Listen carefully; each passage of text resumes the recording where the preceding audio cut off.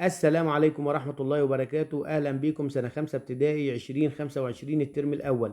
أهلا بكم في قناتكم مقهى اللغة الإنجليزية، حيث الاجتهاد والتفوق والمستقبل المشرق بإذن الله. في الفيديو ده يا أبطال هنحل مع بعض تقييمات الأسبوع الرابع. نبدأ بسم الله. السؤال الأول choose. I love squash. I use my not to play it. هستخدم إيه عشان ألعب السكواش؟ طبعا هستخدم المضرب rackets. رقم اتنين polluted water destroys wildlife in.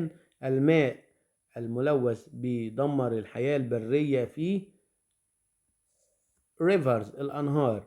رقم 3 هداية is good at sports. she is a famous. هي لاعبة أو رياضية مشهورة athlete. رقم 4 رقم 4 he likes to play not on the pitch. بيحب يلعب ايه على البيتش؟ بيحب يلعب التنس ولا كرة القدم ولا التايكوندو؟ طبعا اللي بيتلعب على البيتش اللي هو الفوتبول. التنس بيتلعب في الكورت. هداية ملاك نوت اون ابريل. اتولدت في ابريل يبقى was born. رقم 6 they need a tennis not to practice a lot. محتاجين تنس ايه عشان يتدربوا فيه؟ طبعا تنس كورت.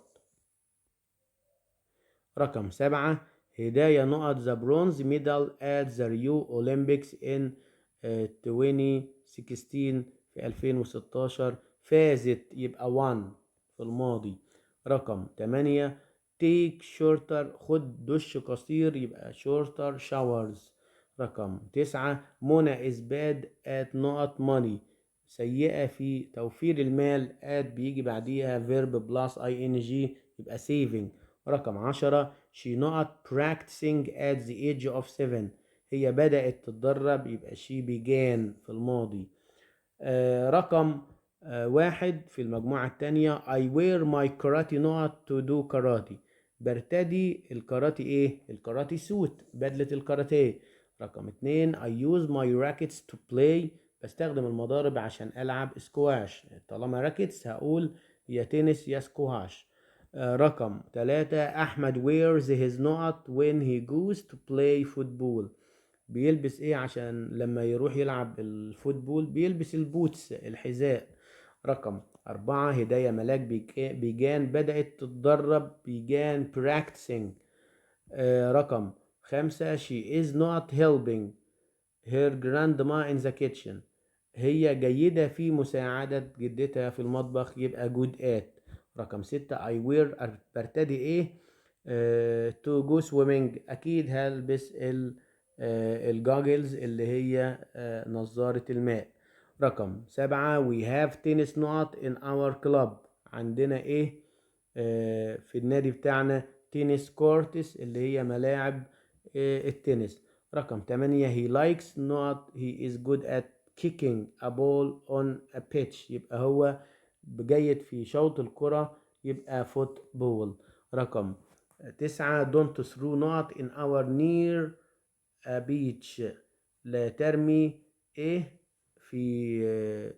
في او بالقرب من الشاطئ. لا ترمي القمامة garbage. رقم 10 he not playing taekwondo at the age of 8. هو بدأ بيجان. السؤال التاني عبارة عن سؤال ترتيب. بخلي بالي يا أبطال لو كان سؤال يبقى فعل مساعد فاعل باقي الجملة، ولو كان سؤال بأداة يبقى أداة وبعد كده فعل مساعد فاعل فعل أساسي باقي الجملة. طب لو كانت جملة يبقى فاعل فعل باقي الجملة.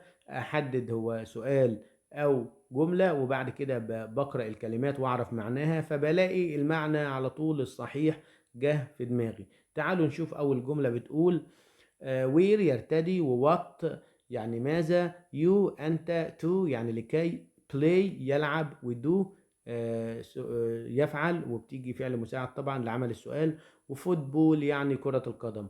عايز أقول ماذا ترتدي لتلعب كرة القدم؟ يبقى what do you الفعل الأساسي، wear to لكي، play تلعب الفوتبول، واحط في الاخر علامة استفهام. رقم 2 دي جملة آخرها نقطة بادئة بالفاعل هداية. هداية مالها؟ تريد أن تفوز بالميدالية الذهبية، يبقى هداية wants to، تريد أن win a golden medal.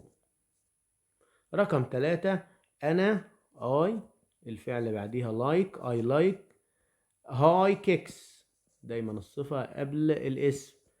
أحب الركلات العالية أفضل شيء. I like high kicks best. رقم 4، سؤال عايز أقول ماذا تفعل هداية الآن؟ يبقى what does هداية do now. رقم 5، الماء القذر أو الملوث ممكن يسبب مرض الأطفال، يبقى dirty water can make children ill. تعالوا نروح للمجموعة التانية وهي ترتيب أيضا المجموعة B. رقم 1 عبارة عن سؤال. تعالوا نشوف الكلمات. to what you play use squash we do. عايز أقول ماذا تستخدم للعب السكواش، يبقى what do you use لكي to play squash.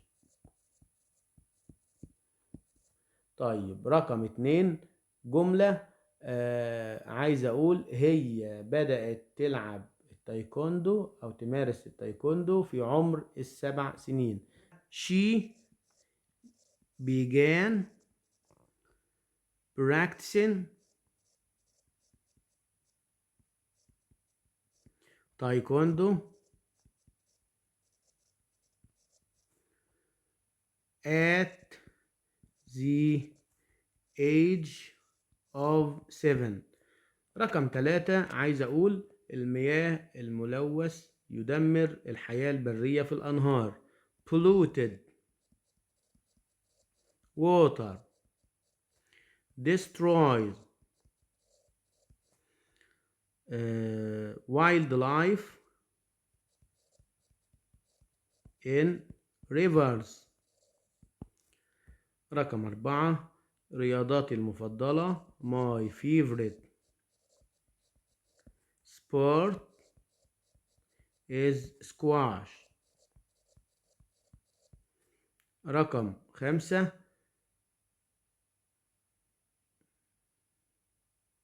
my karate suit is white. تعالوا نروح للمجموعة الثالثة المجموعة سي. أول جملة بتقول have وتنس وكورتس وزي وذا بارك وإن. هقول هم عندهم تنس كورتس in the park، عندهم ملاعب تنس في الحديقة. they have tennis courts in the park. طيب تاني مجموعة هقول she practices a lot in the summer. رقم 3 what do you wear to play football. ماذا ترتدي لتلعب كرة القدم. طب رقم 4 هداية is a famous taekwondo player. رقم 5 never threw garbage، لا ترمي القمامة in or near a beach.